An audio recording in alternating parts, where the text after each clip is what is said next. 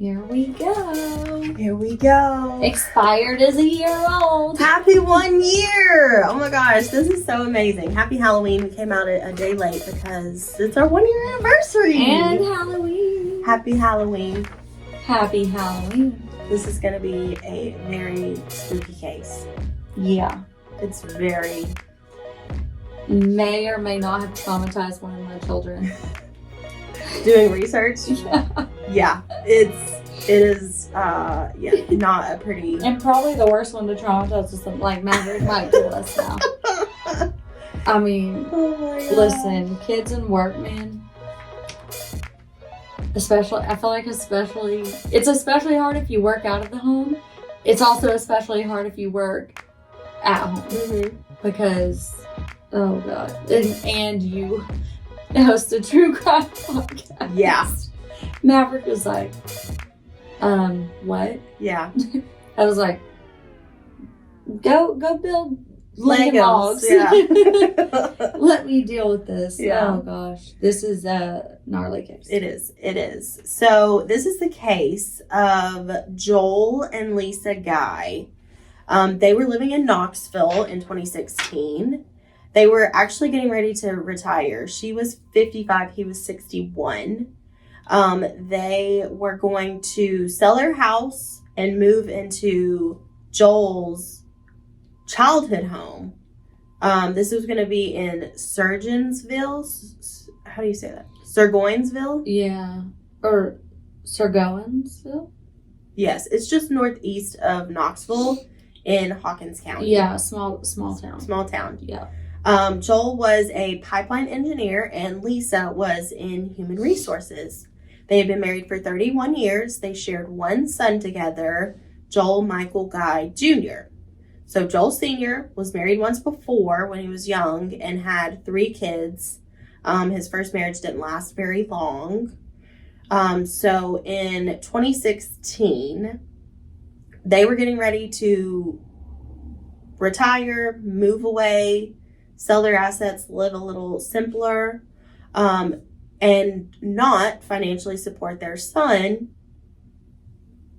Junior had been in college for 10 years. He's 28 at this point. Mm-hmm. In 2016, he was living in Baton Rouge. His parents paid for his apartment and schooling and everything like that. He had a lot of degrees. Yeah, he did. He was super smart. He was trying to become a plastic surgeon. He had never worked. He had only gone to school. But he was about to start to have to. Right. So they could retire more. Yeah, they were cutting him off pretty much. Question. Yeah. He was married before, had 3 daughters. Yep. Why? I guess only one of the daughters isn't married?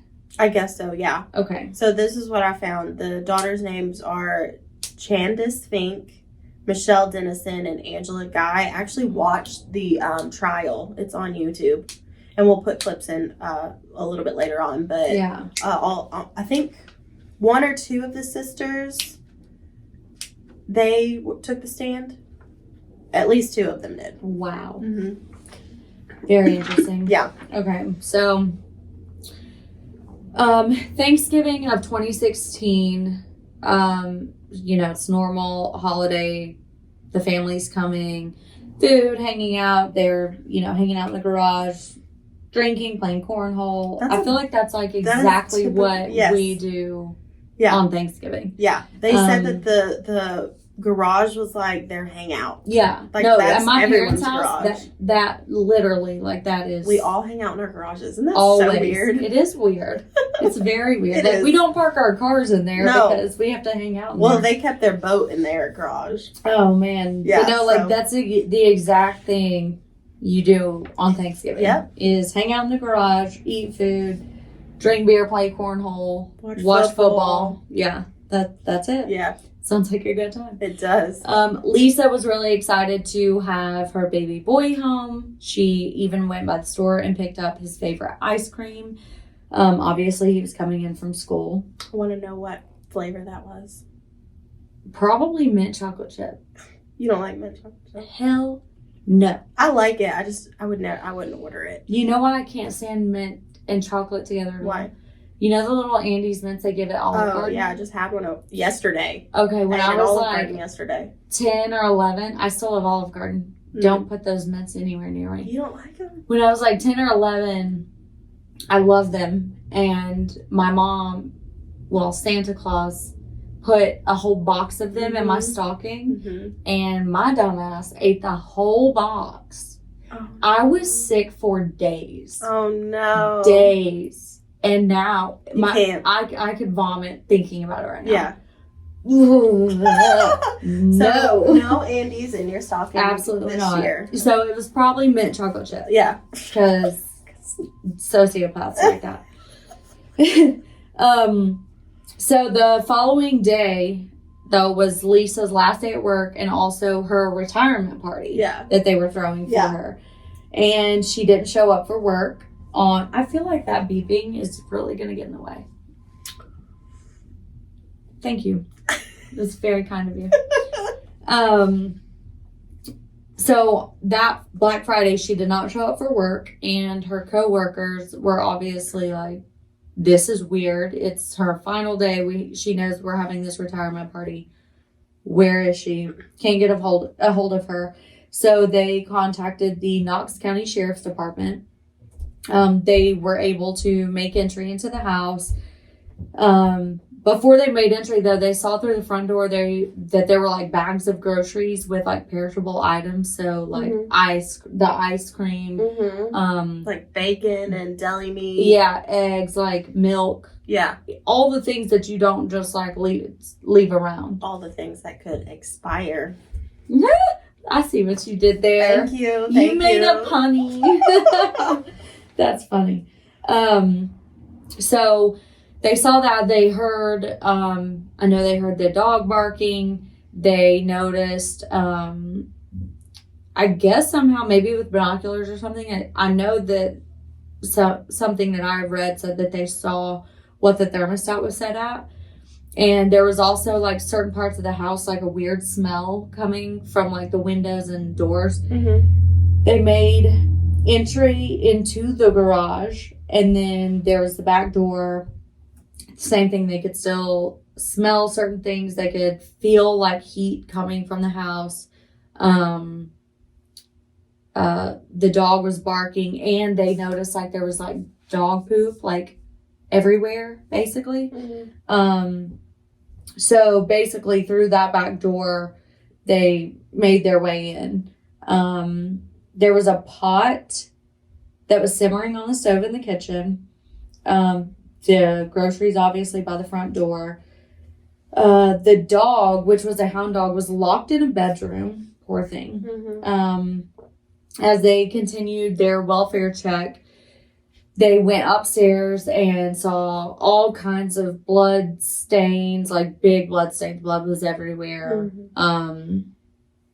This is so bad. In the guest bedroom, there was a daybed, a treadmill, and a Bowflex machine. In our spare room growing up, we had a treadmill and a Bowflex. Yeah, we had a weight machine, but it was like in our laundry room. Our laundry room was upstairs, and it was like big. Yeah. And so it was in like the back of the laundry room. I feel like that was like the thing. Yeah. Oh, like, totally. You remember like the infomercials? Oh, Mom called them all the time. Yes. Dad would get so mad. Oh my God. Yeah. And they hang out in their garage. Why wasn't it in the garage? I don't know. I don't know. Because it's either too hot or too damn cold here. Yeah. That and the boat was in there. Yeah, that's facts. Yeah. Okay, so with all the things in the guest room, under the Bowflex that was actually knocked over was a pair of human hands. Nope. Hands only. No. Investigators found 2 human torsos, in storage tubs in the bathtub.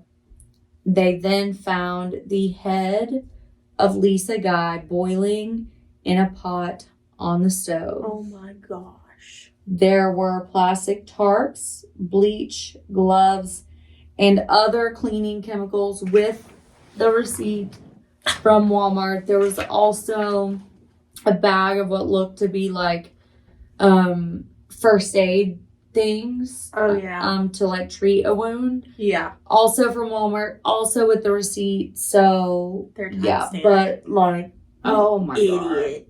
But this is just so disgusting. I know. Oh my gosh. It's so, it's just stupid. Like, It's so awful. it is.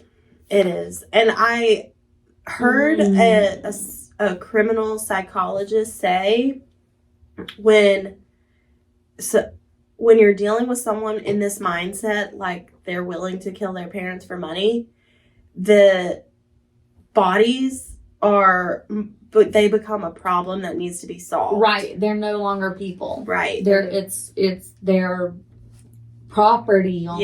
Yes. They're obstacles. Yep. They're not humans anymore. Exactly, which I thought was really interesting. It makes sense. It does It make really sense. makes sense. Like, because we always say, how could somebody do that? Like, how in the world? But we're not killers, so we don't have minds of killers. So Oh my gosh. I Crazy. can't even step on an ant. I know. Really. I Like, know.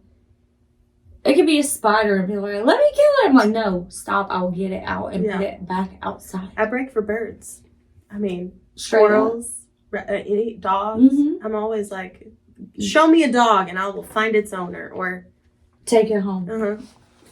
Yeah, no, I'm not down for I can't do it. At least Unless you didn't kill the I am dog. starving and I have to kill an animal to then eat it. Mm-hmm. Yeah, I'm not you're not. ending life. Mm-mm. I'm not doing it. It's not, no. No, it's not a good look. Especially not on purpose. Yeah, and for money. Hell no. No. So investigators were able to take said Walmart receipts, go to the local Walmart with the timestamp, pull up the surveillance, Mm-hmm. and get video evidence of Joel Jr. He was supposed to be back in Baton Rouge. Like, the plan was come up for Thanksgiving, go back to Baton Rouge. But he was there in Walmart purchasing cleaning supplies. I think the Rubbermaid containers actually came from a Walmart in Baton Rouge. Yeah. They were able to like track it back to there. Yeah. So, and that was like 20 days before the murder. Mm-hmm. So he had been planning this. Yes, he had been. Joel Sr. had 42 stab wounds. Lisa had 31. Then their bodies were dismembered and they were in the process of being dissolved. I wanted to say too, the reason that one of the Walmart bags that was like the second Walmart bag with like first aid supplies was because the dad fought back so hard that Joel Jr. was injured bad by the knife. Yeah. And I'm just like, can you imagine the last minutes? Of his life, yeah. Actually post the picture of Joel Jr.'s hands on Instagram. So follow us at Expired Podcast 423. They also were able to find in a backpack a murder book. It's like a notebook with information on ways to kill, dismember, dissolve bodies, how much percentage of like fat and water and bone we have. Pages. We're talking like 30 to 40 pages of a composition notebook. We will also post pictures of that. I mean, it was like he had everything he had learned in school to become a surgeon went in this book to kill his parents. Yeah. Yeah. Oh my gosh. Yeah. And the thing, his mom went to the store to buy him his favorite ice cream. So the reason that he wasn't there when investigators got there, he had planned to come back and finish cleaning up. He was going to pour whatever was left of the bodies into public water, and he was planning on setting the house on fire. Yeah, which is to get rid of all the evidence. Which is dumb, because if they go in there after the fire and don't find anything, Right. Hello. Right. Like, Yeah. hello. He, like, scientifically, sure. But common sense, he's an idiot. Mm-hmm. Yeah. On top of just being an absolute monster, but he's an idiot. That big light was on this morning. I don't know if it's on now. I came home from the gym about 6 a.m. and I remember, like, oh, Lisa must be getting ready for work. See, the hound dog's not out, and all their cars are here. Police! Police department, sheriff's office! That's where dog is. Knives. Blood. Blood. Blood. Is that people's hands? Yeah, I think so. That's what I think. That's what it looks like. With that being said, Joel Jr. was, in fact, the black sheep of the family, obviously. He was quite possibly on the spectrum. There's a lot of speculation around that. He was very smart, very intelligent. He always had difficult relationships with his family. As a child, he asked to be sent to boarding school. That was my worst nightmare. I need my mom and That's dad. like the first red flag Yeah. as a parent if your child wants to not be around you when you're not like abusive. And they were so well off and lived such a privileged life. Like, why, as a kid, like, why would you want? I don't know. Makes no sense to me. Yeah, he didn't have a good relationship with his sisters Red either. flags, red flags. Yeah, red it's flags. just not. Whew. So his parents did, in fact, pay for his schooling for him to be sent to boarding school. And that is not cheap. No. Because you have to I'm pay for thinking them of to live. Macaulay. Yeah. Macaulay is a boarding school. Yeah. That is more than almost like all D1 college tuitions.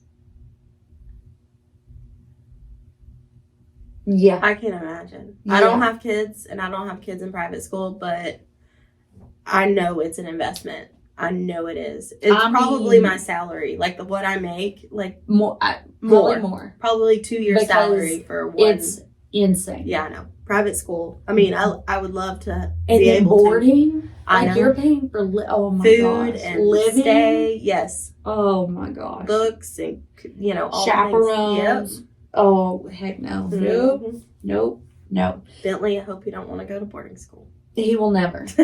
That's what college is for. That exactly. Better get good grades though. Mm-hmm. So yeah, they paid for his schooling, and then obviously when he went off to college, they were paying for his college, paying tuition. They were also paying for his apartment in Baton Rouge. He was basically living off his mother's income. So like she worked to provide for herself. Yes, and then like Joel Senior's income was like what they lived off of. So she was basically going to work every day to pay for everything he was doing. Which, don't get me wrong, like, if they're in medical school, if they're in, like, medical school or continuing their education, sure, the first 5 years, 6 years, all right. After that, though, it's like, okay, you're going to have to figure out how to rearrange your school schedule so that you can have a job to at least contribute. Yeah. Like at least contribute to this. Yeah. Or don't live such an uppity lifestyle in your fancy apartment and have your boyfriend. I just have a feeling you have, like really bad habits of like thinking money was no object. Until it was. Yeah. So living off his mother's income, but she was trying to retire. So was his dad. They wanted to retire together, retire comfortably. And because of that, he had to figure out a way to get more money from his parents. So with all that being said, Joel Jr. was in fact gay. and his longtime partner, Michael McCracken, had been living with him in his apartment, pretty sure not contributing financially Rent-free. at all.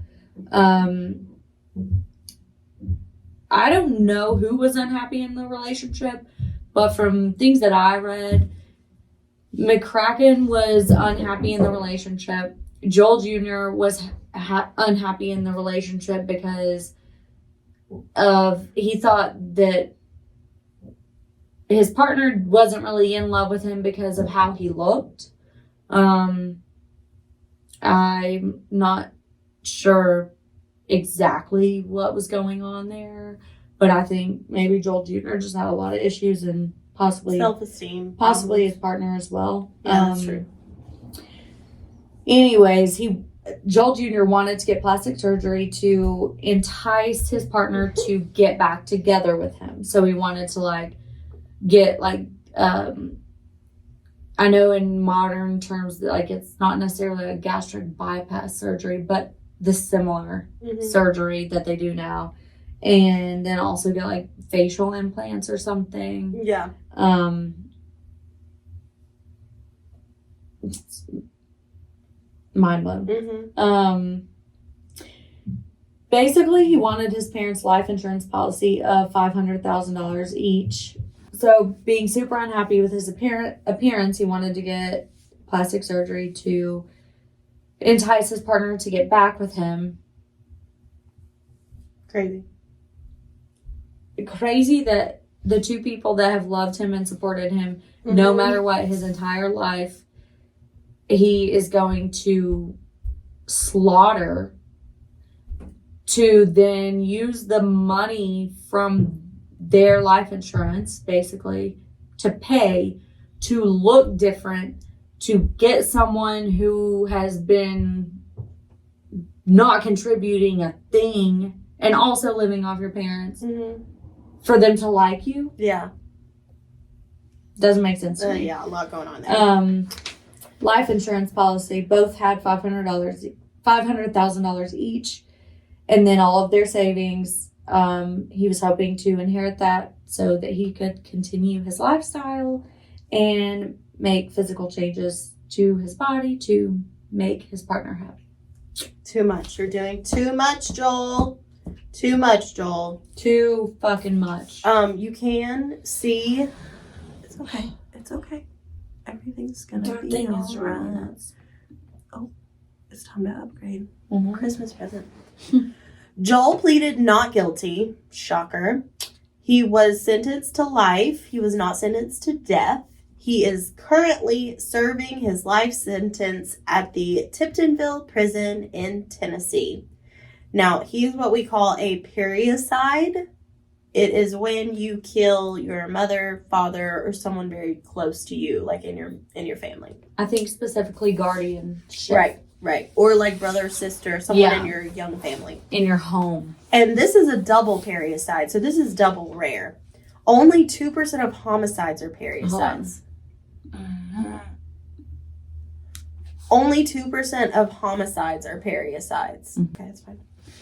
Firearms are most likely used when killing a father. So this is different because this is a knife attack for dad.